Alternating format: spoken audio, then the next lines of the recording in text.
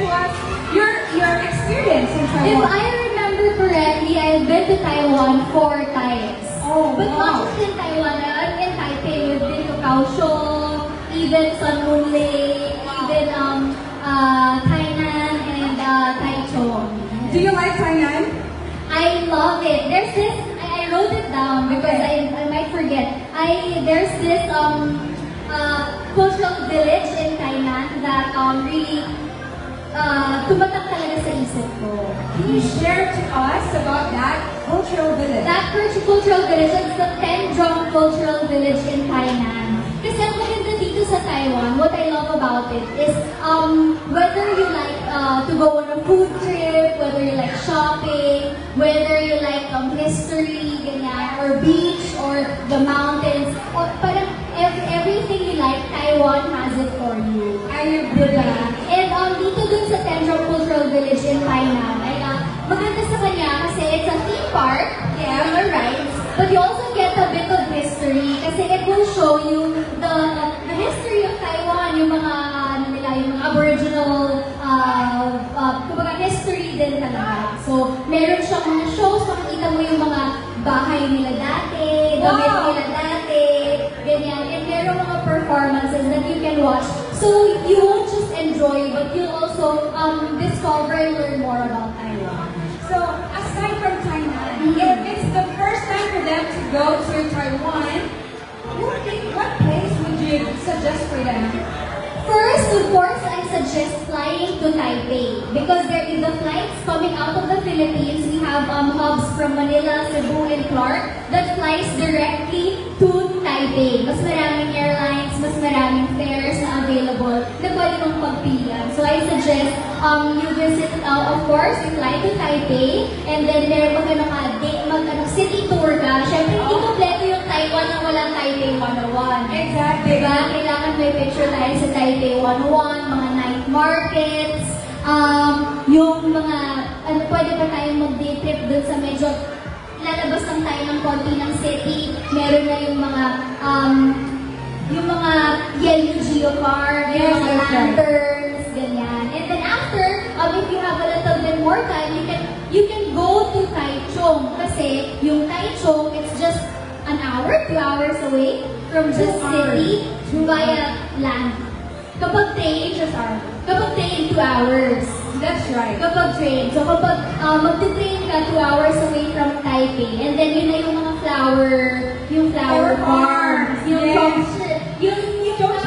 na yun, sobrang love ko po siya. Kasi lahat ng visit namin sa Taiwan, it's always different, parang different season. Yes. Every time you go to the flower farm, kahit anong season, maraming mga bulaklak ang nag-bloom pa din. Yes. Diba? So hindi ka masasad na parang, ay walang bulaklak kasi hindi pa season ng ganitong flowers.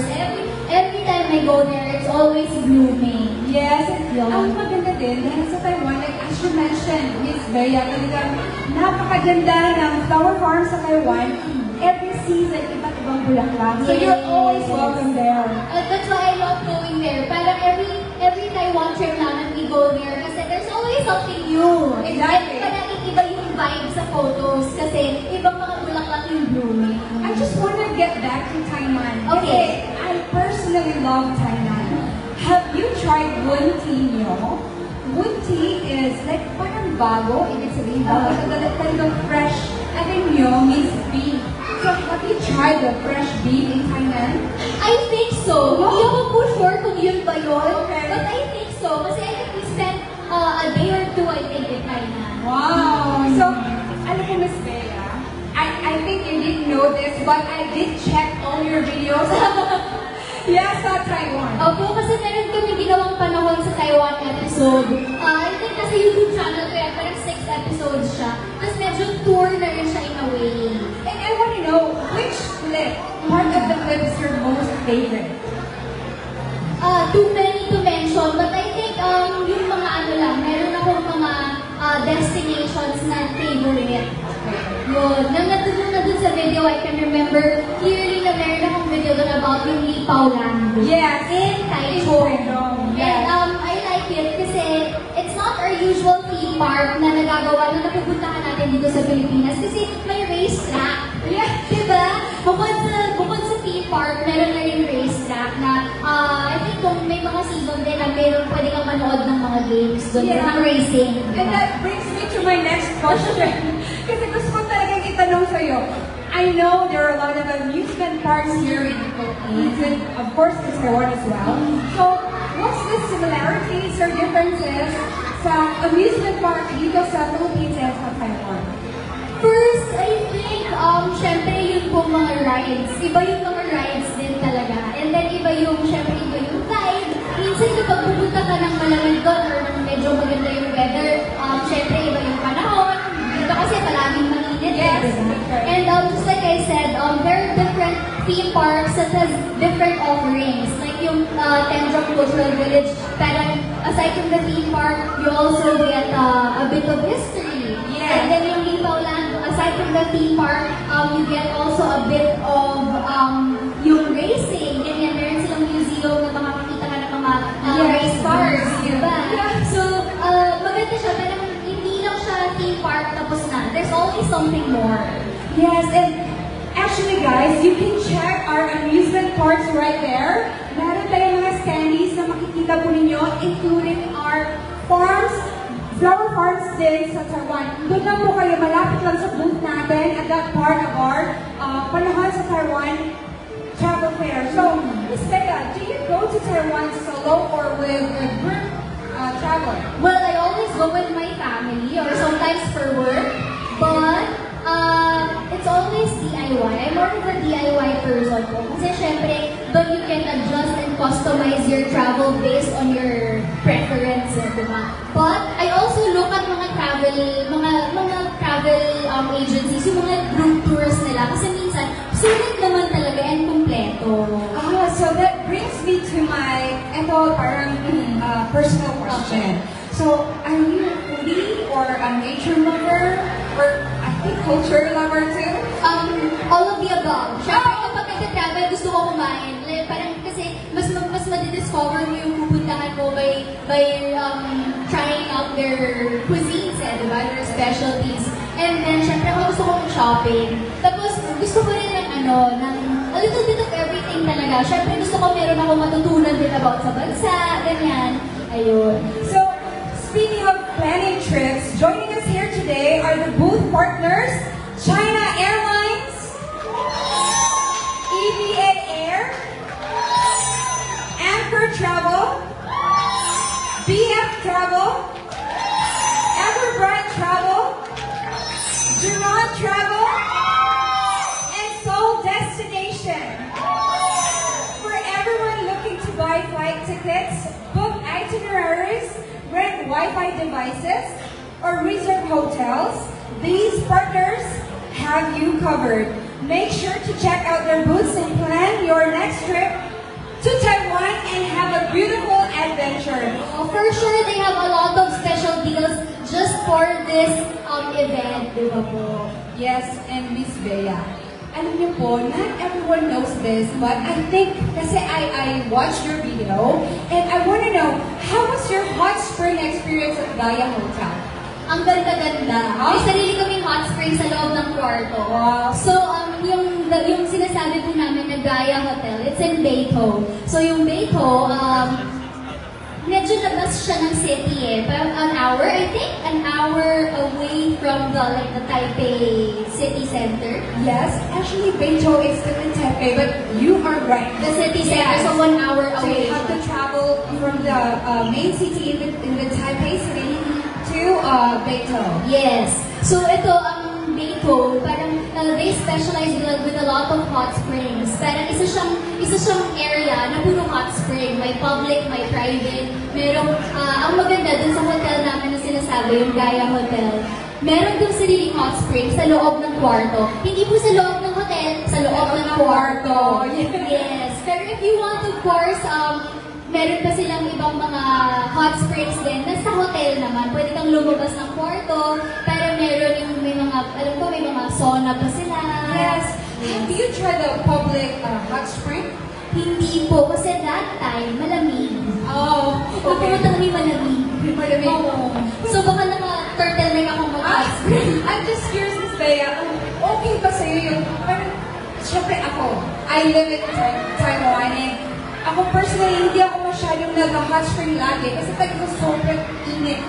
But, can you recommend that to our Filipino friends? Kasi syempre, mainit sa Pilipinas, tapos papunta sa Taiwan, mainit yung hot spring.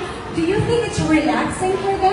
Not just relaxing, yes, of course it's relaxing. Kaya nga, di ba, from the, yung mga 10,000 steps a day mo, di ba, 20,000 steps a day mo when you travel. It's nice kasi yun yung parang, relax mo. At the same time, may mga health benefits yun eh. Lalo na kapag yung hot spring na water, I think it detoxes, it cleanses, ganyan. Saka, it's good for the skin, para ma-open yung pores. Exactly, that's actually what I want to say. That's the favorite activity of the Taiwanese people kasi nakakabata.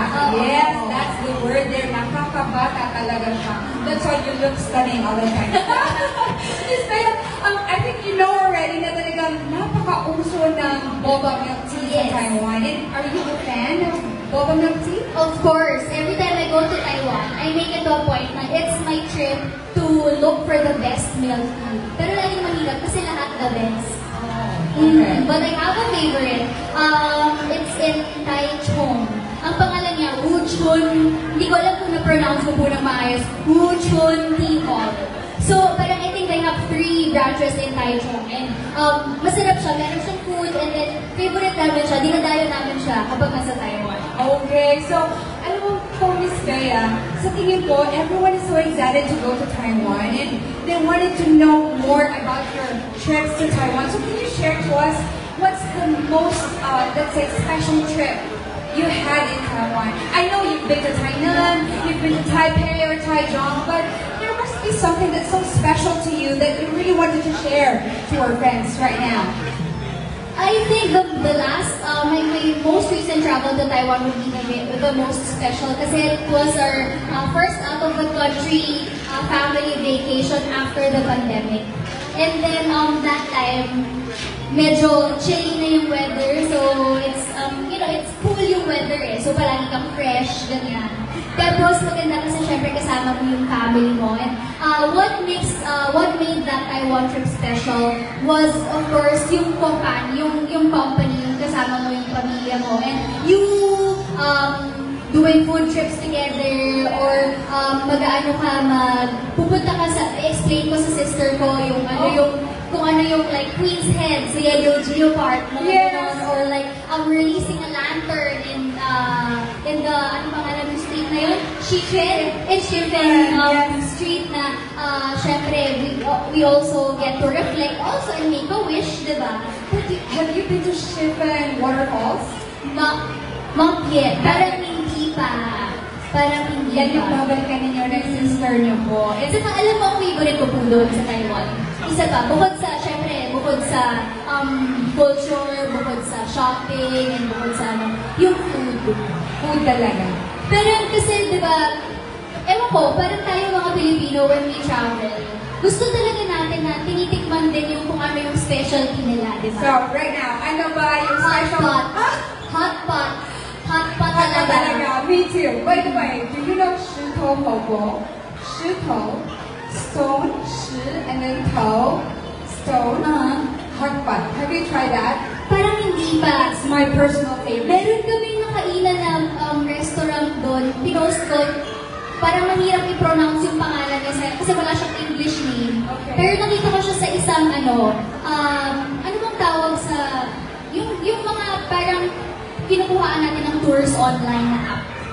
So, nandun siya allowed to mention that? Kaya ako hindi natin sasabihin. Pero nandun siya. And then, it was such a good deal. Kasi, nakakuha kami ng reservation. And then, yung restaurant pala na yun, even the locals, they go there to queue pa, just to eat. So, sobrang hot pot talaga. Kapag Taiwan, sa lahat ng friends ko, pupunta ka ng Taiwan, talaga, kumain ka hot pot. Yon sa Kamala hot pot. Yun. That reminds me, because there's a small hot pot, xiaohogo, and the real hot pot. Have you tried the xiaohogo or small hot pot? Parang hindi pa din po. Hindi pa. Oh, yes, you have to try. Yung kaibahan, yung sa hot pot talaga, you get the chance to cook it on your own. Tapos yung xiaohokou or small hot pot, nandito na siya. Okay. Yes. So medyo kapag hindi ka masyadong patient, Yes. good for you. Yes.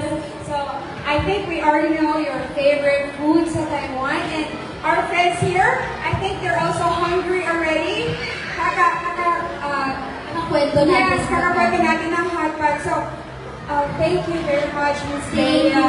As always. I also want to share kasi malagi kong inaano sa mga kailangan ko bakit why I love Taiwan. And I think it would also, us Filipinos will also love Taiwan kasi it's not intimidating. Yes. Parang hindi mo kailangan matakot na pumunta sa Taiwan. Unang-una, hindi mo kailangan mag-apply ng visa. Yes. We have visa-free entry to Taiwan until July 2026. So tayong mga Philippine passport holders, we don't have to apply for visa. Hindi tayo matatakot kung madi-deny tayo. Pwede tayong diretso mag-plan for the trip. And when you go there, if you want to experience, let's say, the cherry blossoms, Yes. or if you want to experience the cool weather, or kapag gusto mo ng mga fruit picking, Yes. meron yan sa Taiwan. That's So right. I feel like whatever you like, whichever adventure you want, Taiwan has it for you. So I really strongly recommend for you guys to visit Taiwan because it's always panahon sa Taiwan. And syempre, Ms. Bea, we will not let you go na walang group photo sa atin. And first, we'd like to call on our Panahon sa Taiwan team for a group photo.